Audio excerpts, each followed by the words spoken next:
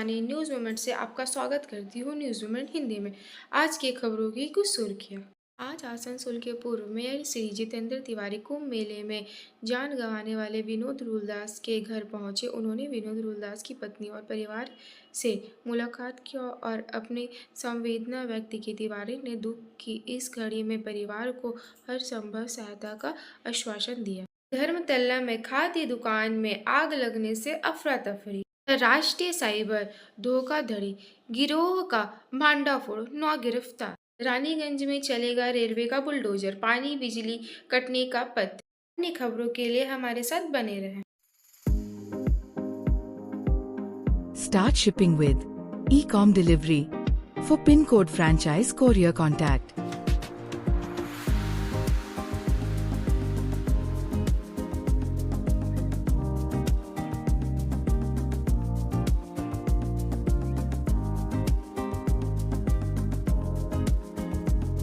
Please contact 9774030 17593 1908857 to 7585971093.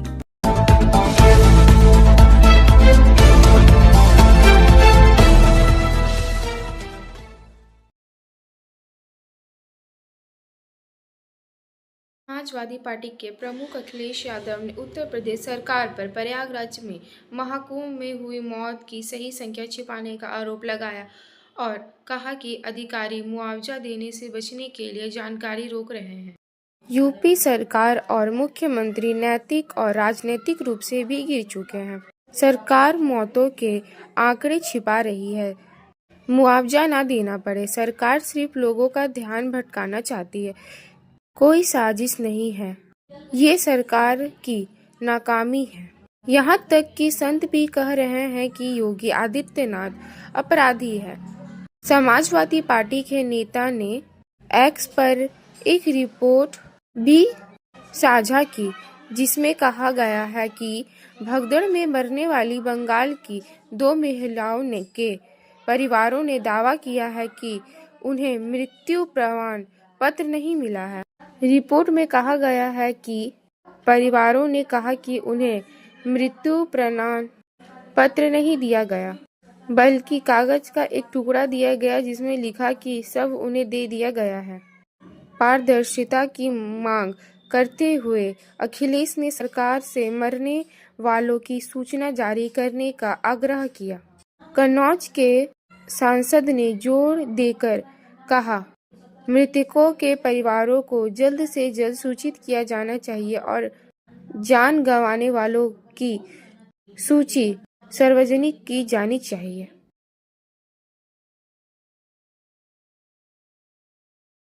Raniganj में चलेगा railway का बुलडोजर, पानी बिजली कटने का पत्र। पवन शर्मा की रिपोर्ट के अनुसार सोननगर अंडाल ट्रैकिंग योजना के काम में तेजी लाने के लिए रोडवेज विभिन्न हिस्सों में रोडवेज की जमीन में अतिक्रमण हटाने का अभियान चला रहा है। रोडवेज को विरोध का भी सामना करना पड़ रहा है। इस बीच रेलवेज ने आसनसोल नगर निगम के रानीगंज शहर के सलियारसोला मौजा में अधिग्रहित भूमि को खाली कराने के लिए अभियान चलाने का भी निर्णय लिया है। यहाँ रेलवेज की ओर से 10 फरवरी को अभियान चलाया जाएगा। इससे पहले रेलवे ने राज्य बिजली विभाग के डिविजनल मैनेजर और आसनसोल नगर निगम के एग्जीक्यूटिव इंजीनियर को पत्र लिखकर सूची भेजी है, जिसमें 70 से अधिक लोगों का नाम है। रेलवे ने इस सभी का पानी और बिजली काटने का अनुरोध किया है। उल्लेखनीय है कि रेलवे की ओर से बताया गया है कि पूर्व रेलवे ने सोननगर से अंडाल तक एक परिवर्तनकारी मल्टी ट्रैक परियोजना शुरू की है, जिसका उद्देश्य आसनसोल डिवीजन में ट्रेनों और माल ढुलाई परिचालन की समयबद्धता बढ़ाना है। यह पहल खदान, कोयला और इस्पात आदि ले जाने वाली आवश्यक मालगाड़ी की आवाजाही के कारण मॉल एक्सप्रेस, सुपरफास्ट और लेकर ट्रेनों में होने वाली लगातार देरी को दूर करने जा रही है। इस परियोजना का उद्देश्य मालगाड़ियों और यात्री ट्रेनों दोनों के लिए सुचारू परिचालन सुनिश्चित करना है।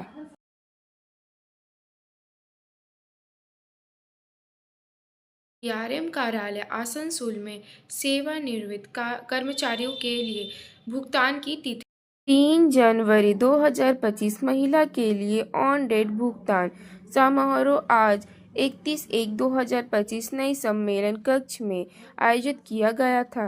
श्री प्रवीण कुमार प्रेम, अपर मंडल रेल प्रबंधक आसनसोल डिवीजन ने कुल 82 सेवानिवृत्त अधिकारी कर्मचारी मृतक रेल कर्मचारियों की विधवाओं को निपटान बकाया पीपीओ पेंशन भुगतान आदेश निपटान विवरण और यूएएम आईईडी कार्ड सेवानिवृत्त कर्मचारी उदारीकृत स्वास्थ्य योजना REALAHS कार्ड के बजाय सौंपे।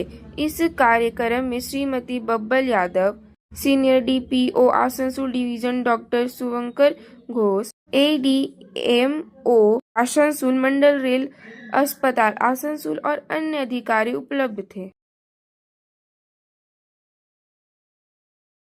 स्थानीय युवाओं को रोजगार देने बीटीसी कोयला खदानों का निजीकरण रोकते समय कई अन्य मांगों को लेकर चीनाकुड़ी खदान क्रमांक 3 के सामने समस्या ग्राम समिति का तत्वावधान में धरना दिया गया।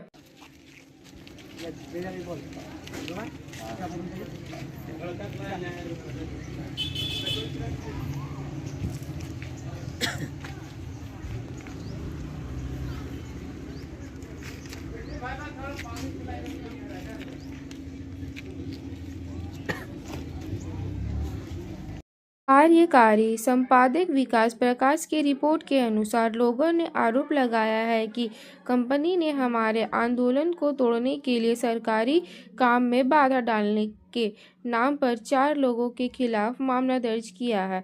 समिति के सचिव स्थानीय सपन महतो, कोषाध्यक्ष जोगल महतो ने कहा। कमिटी सम्बन्धे आपनि कि बोलते चाইবেন?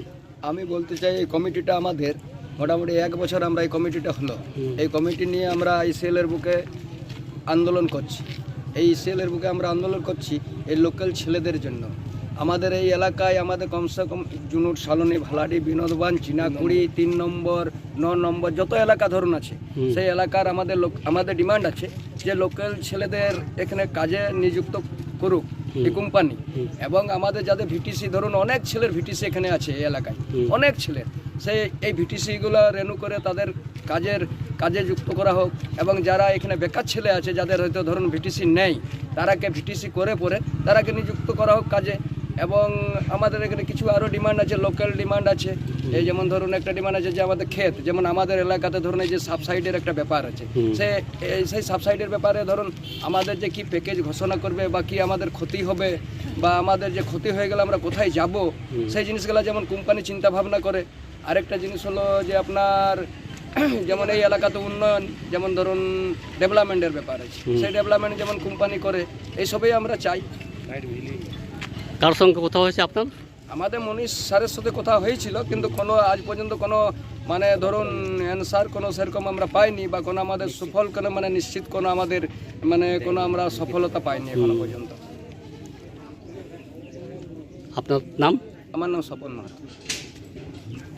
आओ लोगों की मांगों के बारे में जाने। মূল দাবি আছে এইখানে যারা স্থানীয় রয়েছে তাদেরকে কাজের ব্যবস্থা এখানে করে দিতে হবে। এইখানে দেখা যাচ্ছে যে প্রচুর যারা শ্রমিক রয়েছে বাইরে থেকে এনে কাজ করাচ্ছে আর আমাদেরকে একজনকে এখনো পর্যন্ত কাজের ব্যাপারে এরা আশ্রয় দেয়নি, আশ্বাস দেয়নি। কারা কাজ করেছে এখানে? এইখানে একটা প্রাইভেট কোম্পানি এসেছে, প্রাইভেট ইনোভেটিভ প্রজেক্ট লিমিটেড বলে। এর আগে এসিএল ছিল, এসিএল প্রাইভেট কোম্পানির হাতে তুলে দিয়েছে। আমরা দীর্ঘ 1 বছর ধরে আমরা এই আন্দোলন চালিয়ে যাচ্ছি। আমাদের মেন দাবি হচ্ছে যে আমাদের যে স্থানীয়রা রয়েছে তাদের যেন চাকরি পায়, তারা যেন কাজ করে এখানে। কার সঙ্গে কথা হয়েছে আপনাদের? এইখানে যে এখন ইনচার্জে যিনি আছেন, হুম। হ্যাঁ, মনীষ ঝা বলে, ওনার সাথে কথা হয়েছে। ও শুধু একটাই কথা আমাদেরকে বলে আসছে যে আমাদের যখন হ্যান্ড ওভার হবে তারপরেই আমি আপনাদের সাথে বসবো আর আপনাদেরকে কত কি নেওয়া হবে তার ব্যাপারে কথা হবে। কিন্তু আমরা চাইছি যে না, আমাদেরকে আগে যেন আমাদের সাথে বসে এগ্রিমেন্টে আমাদের সাথে করে যে আমরা শুরু থেকে দাবি দিয়েছি যে আমাদের 90% থাকবে, আপনাদের বাইরে থেকে 10% থাকবে। আপনার নাম? আমার নাম জগাই মাহাতো। এই এই গ্রাম কমিটি কোন পদে? সমস্ত গ্রাম কমিটি আমি ট্রেজারে আছি। ট্রেজার আছে? হ্যাঁ, ট্রেজারারে আছি। আমাদের সেক্রেটারি আছে এখানে স্বপন মাহাতো এবং পীযূষ কান্ত মাহাতো, উনি আছেন প্রেসিডেন্টে।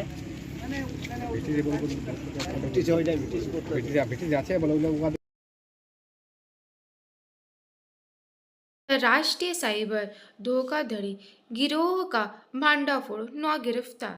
घोटालेबाज एक सेवानिवृत्त कर्मचारी को 6 दिनों तक डिजिटल नजरबंद रखकर करीबन 1 करोड़ 3 लाख रुपए की ठगी की गई। मामले की शिकायत आसनसोल साउथ थाने के साइबर सेल में दर्ज कराई गई, जिसके बाद पुलिस ने कार्रवाई शुरू कर दी है।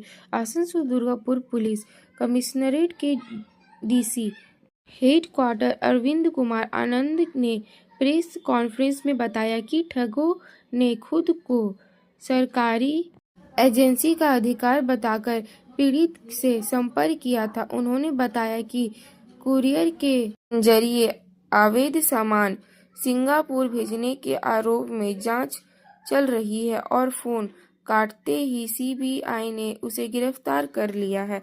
धमकी के कारण पीड़ित ने लगातार 6 दिनों तक घोटालेबाजों के निर्देशों का पालन किया और उनके द्वारा दिए गए 2 अलग अलग खातों में 1.3 करोड़ रुपए ट्रांसफर कर दिया। मामले की गहनता से जांच करने पर पुलिस को अंतर्राष्ट्रीय साइबर गिरोह से जुड़े साक्ष्य मिले। इसके बाद कोलकाता से 6 और दिल्ली से 3 आरोपियों को गिरफ्तार किया गया। विशिष्ट व्यवसायी विश्वजीत घाटी गुजर गए। शिल्पांचल के प्रमुख व्यवसायी विश्वजीत घाटी का शनिवार की सुबह निधन हो गया। उनके निधन की खबर से शिल्पांचल में शोक का माहौल है। वो काफ़ी समय से बीमार थे। उन्हें इलाज के लिए आसनसोल के मिड बेस्ट हॉस्पिटल में भर्ती कराया गया था, जहां उन्होंने आखिरी सांस ली। वह अपने पीछे अपना भरा पूरा परिवार छोड़ गए हैं।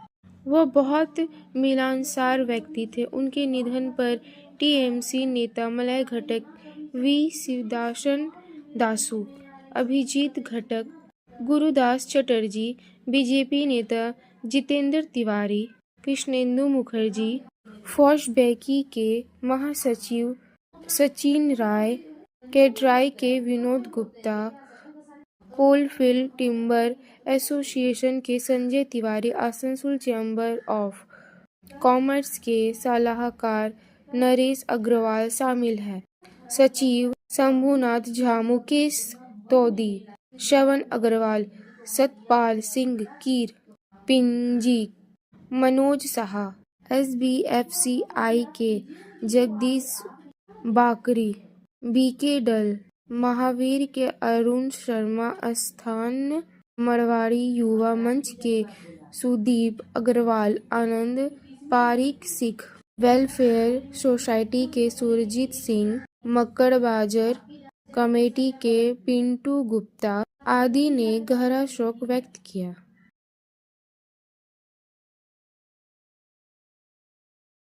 धर्मतल्ला में खाद्य दुकान में आग लगने से अफरा तफरी। कोलकाता के धर्मतल्ला इलाके में शनिवार सुबह एक खाने की दुकान में अचानक आग लग गई, जिससे पूरे इलाके में धुआं फैल गया। आग की सूचना मिलते ही 2 दमकल गाड़ियां मौके पर पहुंची, लेकिन आग तेजी से फैलने के कारण बाद में 3 और दमकल गाड़ियां बुलानी पड़ी। ये घटना न्यू मार्केट इलाके में एक मशहूर बिरयानी की दुकान के पास स्थित एक छोटी सी खाने की दुकान में हुई। धनी आबादी वाला इलाका होने के कारण आग लगते ही स्थानीय लोग में दहशत फैल गई। जिस इमारत में आग लगी उसकी ऊपरी मंजिलों पर कुछ दफ्तर और परिवार हैं जो इस घटना से सहम गए। इस दुर्घटना में किसी के हताहत होने की कोई सूचना नहीं है। आग की खबर सुनकर इलाके के दुकानदारों में दहशत फैल गई और धर्मतला के वैसे सड़कों पर कुछ देर के लिए यातायात बाधित हो गया। आग से दुकान को हुई नुकसान का आकलन किया जा रहा है। अग्निशमन विभाग आग लगने के कारणों की जांच कर रहा है।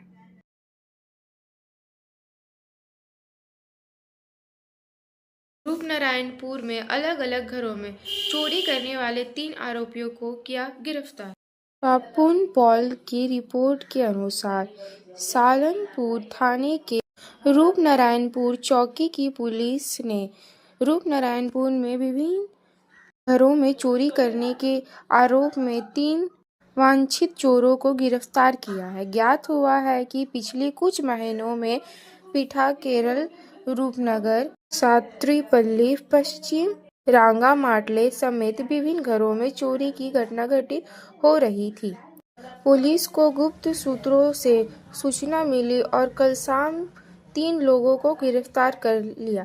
गिरफ्तार लोगों के नाम नसीब खान, विशाल हरी और राहुल हरर है। ये सभी रूपनारायणपुर इलाके के निवासी हैं। पुलिस सूत्रों के अनुसार ये तीनों चोरों और डकैती जैसी घटनाओं में शामिल रहे हैं। इनके नाम अलग अलग थानों में मामले दर्ज हैं। गिरफ्तार लोगों को आज आसनसोल अदालत में भेज दिया गया। पुलिस जांच के अधीन यह 10 दिनों की पुलिस हिरासत चाहते हैं। हालांकि पुलिस सूत्रों के अनुसार इनके साथ कोई अन्य लोग भी शामिल है।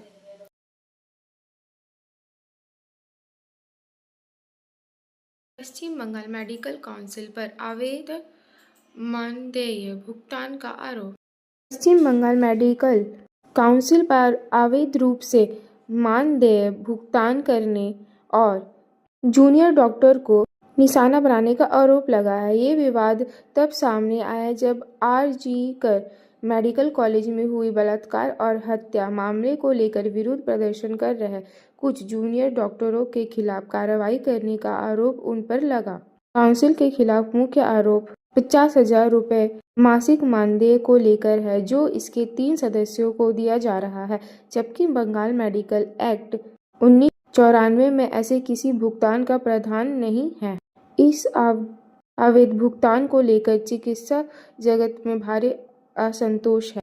कलकत्ता उच्च न्यायालय में गुरुवार को एक अन्य मामले में अपना फैसला सुनाया जिसमें काउंसिल रजिस्ट्रार मान चक्रवर्ती पर ऑफिस को अनधिकृत रूप से रोके रखने का आरोप है। उनका कार्यक्रम नवंबर 2019 में समाप्त हो गया, लेकिन वे अभी भी इस पद पर बने हुए हैं।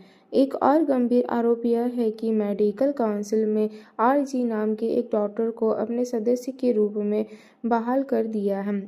कर को पहले बलात्कार और हत्या के मामले में बाद बदमाशी संस्कृति को बढ़ावा देने के आरोप में निलंबित कर दिया गया था। काउंसिल के अंदरूनी सूत्रों का कहना है कि ये आरोप सिर्फ मुख्य ही नहीं है बल्कि अक्टूबर 2023 से राज्य के स्वास्थ्य विभाग को भेजे गए अधिकारी पत्रों में भी दर्ज है, जब पूरे राज्य इस जघन्य अपराध को लेकर आक्रोश में था। हाल ही में काउंसिल में जूनियर डॉक्टर्स आंदोलन में प्रमुख चेहरों में से एक असफाउल्लाह न्यायालय को कारण बताओ नोटिस भेजा था। उन पर बिन जरूरी डिग्री के ई-एंट्री विशेषज्ञ के तौर पर निजी प्रैक्टिस चलाने का आरोप था। उनके खिलाफ पुलिस जांच भी शुरू की गई है।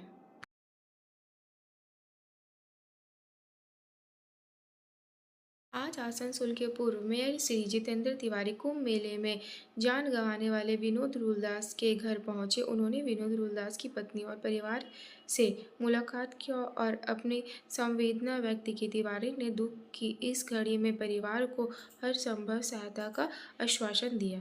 जितेंद्र तलवारल ही नहीं बल्कि राज्य के प्रतिपक्ष नेता श्री शुभेंदु अधिकारी ने भी विनोद रविदास की पत्नी से फोन पर बात की और उन्हें सांत्वना दी। अधिकारी ने परिवार को हर तरह की मदद का भरोसा दिलाया। विनोद रुलदास आसनसोल के जमुर्ला के रहने वाले थे।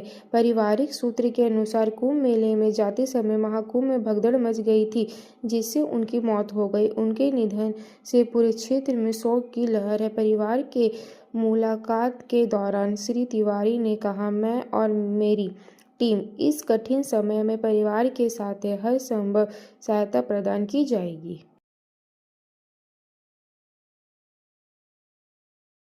सबला मेला पोलो ग्राउंड के निकट एनसीसी ग्राउंड में उद्घाटन किया गया। राज्य कानून न्याय मंत्री मौली घटक, जिला मजिस्ट्रेट उप महापौर अभिजीत घटक और कई अन्य उपस्थित थे। ये सुनते हैं जिला मजिस्ट्रेट क्या कहते हैं। ऑनरेबल एमआईसी लेबर डिपार्टमेंट एवं लॉ एंड जस्टिस डिपार्टमेंट उन्हें उपस्थित आছেন। आरो उपस्थित आছেন माननीय अभिजीत घटक महाशय, माननीय deputy mayor Asansol municipal corporation और उपस्थित आছেন जमुरिया पंचायत समितिर सभापति मैडम और उपस्थित आছেন माननीय गुरुदास चैटर्जी महाशय एमएमआईसी आसनसोल म्यूनिसिपल कॉर्पोरेशन और मौसुमी मैडम आছেন। आरो এখানে আমাদের মিডিয়া বন্ধুরা রয়েছেন আর আমাদের আধিকারিকদের মধ্যে পিডি ডিআরডিসি উপস্থিত আছেন, আমাদের মহকুমা শাসক মহাশয় উপস্থিত আছেন, আমাদের ডিস্ট্রিক্ট এসএসজি এসি দপ্তরের ডিস্ট্রিক্ট ইনচার্জ রয়েছেন, আরও আমাদের দপ্তরের আধিকারিকরা এখানে উপস্থিত রয়েছেন। এই মেলাটা সাবলা মেলাটা সারা রাজ্য জুড়ে সমস্ত জেলাতে एसएसजी एवं AC. Please like, share and subscribe and forward YouTube channel News Moment. For more details and for advertisement, contact editor 9563 830285.